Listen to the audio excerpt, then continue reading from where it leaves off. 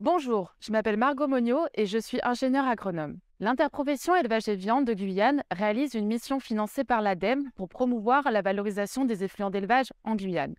Le compostage est un moyen simple, rapide et efficace de produire un engrais naturel et peu cher pour améliorer la qualité des sols et apporter des éléments fertilisants pour ces cultures. Je vais donc vous présenter pourquoi et comment réaliser un compost à partir de fumier et de lisier. Le compost, c'est de la matière organique qui est déjà en partie dégradée par les micro-organismes du sol. Il contient donc des éléments nutritifs directement disponibles pour vos plantes et de la matière organique plus stable qui va participer à améliorer la structure de vos sols. Composter ces fumiers et ces lisiers en mélange avec d'autres matières comme les pailles et des résidus culture, c'est aussi éliminer les pathogènes comme les bactéries, les champignons ou les virus qui sont naturellement présents dans les déjections des animaux ou dans les plantes. On appelle ça l'hygiénisation. Pour faire du compostage, vous aurez d'abord besoin d'un espace pour mettre votre tas de compost et des matières à composter. Pour choisir le meilleur endroit pour mettre votre tas de compost, vous devez choisir un emplacement pratique, accessible et qui limite les désagréments possibles comme les mauvaises odeurs à proximité des habitations et les jus qui pourraient s'écouler du tas. On vous conseille donc de choisir un endroit à proximité des cultures, accessible en camionnette si vous faites livrer du fumier de vos voisins par exemple, ombragé et à proximité d'une arrivée d'eau, éloigné des habitations, des criques, des marais et des puits. Sachez qu'une réglementation française encadre le compostage. Elle oblige notamment que le tas de compost soit éloigné au minimum de 50 mètres des cours d'eau, de 100 mètres des habitations et de 35 mètres des puits. Enfin, pensez qu'il va falloir retourner au moins une fois votre compost. Si vous préférez retourner votre compost en le basculant sur le côté, vous aurez donc besoin du double d'espace par rapport à la taille de votre compost. On vous conseille également de prévoir un espace aux alentours de votre compost pour stocker votre matière à composter. Pour le matériel à prévoir, vous aurez besoin de quoi amener vos matières à proximité du tas de compost, comme par exemple une brouette ou un petit tracteur à godet, et de quoi former votre tas, comme des fourches, des pelles, des râteaux ou des houes. Pour faire votre tas, vous pouvez choisir de le faire à même le sol ou sur une dalle bétonnée. La dalle vous permettra en effet de limiter les écoulements des éléments nutritifs dans votre sol. Dans tous les cas, vous devez absolument couvrir votre compost pour limiter les pertes de matière en cas de pluie. Au mieux, prévoyez un petit toit. Sinon, sachez que vous pouvez couvrir votre tas de compost avec une bâche imperméable à l'eau.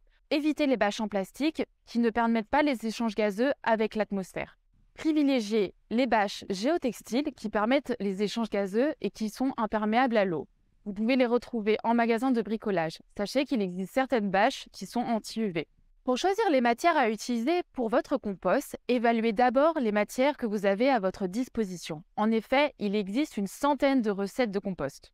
Le plus important, c'est de respecter l'équilibre C sur N de votre compost. Le C sur N représente la part de carbone présente dans votre compost par rapport à la part d'azote. Si votre compost a un C sur N trop faible, c'est-à-dire inférieur à 15, il risquera de brûler vos cultures. Si votre compost a un C sur N trop important, c'est-à-dire supérieur à 30, il risquera de créer un manque d'azote pour vos cultures. Pour faire votre compost, choisissez de mélanger des matières plutôt riches en carbone avec des matières plutôt riches en azote. Les matières riches en carbone sont principalement les déchets bruns, durs et secs, comme par exemple les pailles, le foin, les feuilles de palmier sèches ou le BRF. Les matières riches en azote sont principalement les effluents d'élevage comme les fumiers et les lisiers, ou alors les déchets verts et frais, comme par exemple les troncs de bananiers frais. Si vous utilisez des branchages et des feuillages durs comme les feuilles de palmier par exemple, pensez à broyer ou au moins hacher la matière. On vous invite à cliquer sur le lien ci-dessous pour en savoir plus sur le C sur N et sur les mélanges possibles pour faire son compost. Pour faire son tas de compost, on va généralement disposer les différentes matières en couches régulières et successives de 10 à 20 cm d'épaisseur. Il faut que la matière soit bien aérée. Évitez donc de marcher sur vos couches ou de tasser la matière avec vos outils. Pour la largeur des couches, on vous conseille de ne pas dépasser 2 mètres. Pour la hauteur du tas, ne dépassez pas 1,50 m. Si vous avez beaucoup de matière, jouez sur la longueur du tas et faites plutôt un tas en andin. Il vous permettra de faciliter également le retournement. À chaque couche, si votre matière est trop sèche, n'oubliez pas d'arroser. Sachez que vous pouvez également utiliser des effluents d'élevage liquides comme les lisiers dans votre compost. Il existe alors des méthodes de compostage. Vous pouvez en effet déverser les lisiers sur vos matières dures et laisser imbiber. Une fois le tas ou l'andin formé, n'oubliez pas de le couvrir. Si vous utilisez une bâche, recouvrez la totalité du tas et laissez la bâche avec le matériel à disposition. En Guyane, le processus de compostage dure environ 3 mois. Le premier mois, la température de votre compost va augmenter à cause de l'activité des micro-organismes qui dégradent la matière organique. Au bout de 4 semaines après la mise en tas, retournez votre compost. Au cours du deuxième mois, le tas va subir une seconde montée en température.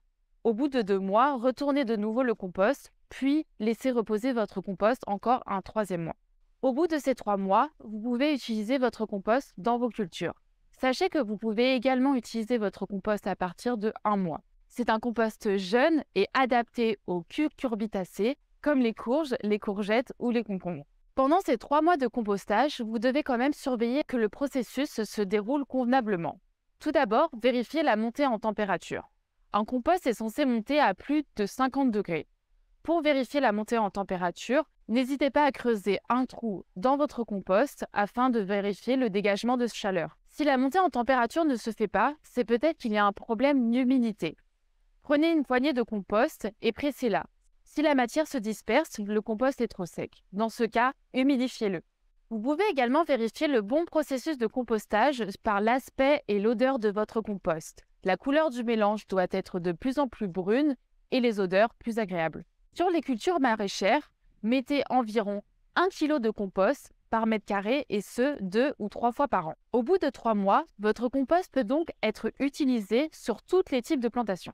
Sur les cultures arboricoles, lors de la plantation, mélangez environ 20% de compost à votre terre. Pour l'entretien des arbres, ajoutez une couche 1 à 2 fois par an. Si vous connaissez le céssurène de votre compost, n'hésitez pas à adapter son utilisation à vos cultures. Pour les cultures maraîchères à cycle court, comme les salades et les concombres et les arbres en fructification, apportez un compost au céssurène faible.